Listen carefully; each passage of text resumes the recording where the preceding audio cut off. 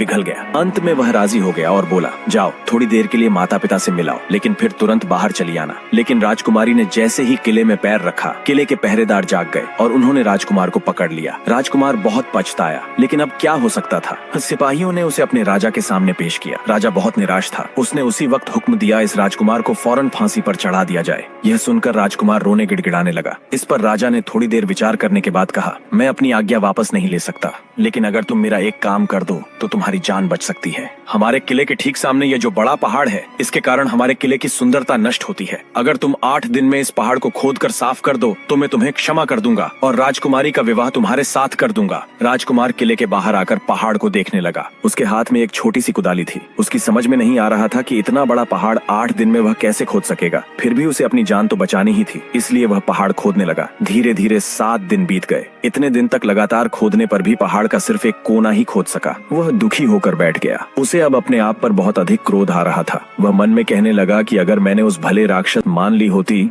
तो कितना अच्छा होता। राजकुमार इस तरह सर झुकाए बैठा ही था कि अचानक उसे अपने पैरों के पास राक्षस की पूंछ हिलती दिखाई दी। उसने नजर उठाकर देखा, सचमुच वही राक्षस खड़ा था। राक्षस ने मुस्कुराते हुए कहा, क्यों, क्या हाल है? इस बार तो तुम्हारी मदद करने की मेरी जरा भी इच्छा नहीं थी, लेकिन मैं 7 दिन से तुमको पहाड़ खोदते हुए देख रहा हूँ। मुझे दया आ गई और मैं तुम्हारी मदद के लिए चला आया। जाओ, तुम बहुत थक गए हो, सो जाओ, मैं थोड़ी ही देर में तुम्हारा काम पूरा कर दूंगा। वह चुपचाप उठकर एक तरफ सोने चला गया। थोड़ी ही देर में उसे नींद आ गई। सुबह जब वह सोकर उठा तो उसे अपनी आंखों पर विश्वास नहीं हो रहा था। वहाँ कहीं भी पहाड़ का नाम नहीं था और महल का सुंदर दृश्य दिखाई दे रहा था। राजकुमार सीधा राजा के पास पहुंचा। राजा उसके काम पर बहुत प्रसन्न हुआ। उसने तुरंत अपने वादे के अनुसार राजकुमारी के साथ उसका विवाह कर दिया। जब राजकुमार उस सुंदर राजकुमारी के साथ कुछ दूर चला तो उसे रास्ते में फिर वही राक्षस मिला। राक्षस बोला, बधाई हो राजकुमार, राजकुमारी के साथ तुम्हें देखकर मुझे बड़ी खुशी हो रही है, लेकिन भला मुझे सोने का घोड़ा और सोने की चिड़िया कैसे मिल सकती है? मैं तो इस राजकुमारी को भी उस राजा के लिए ले जा रहा हूँ।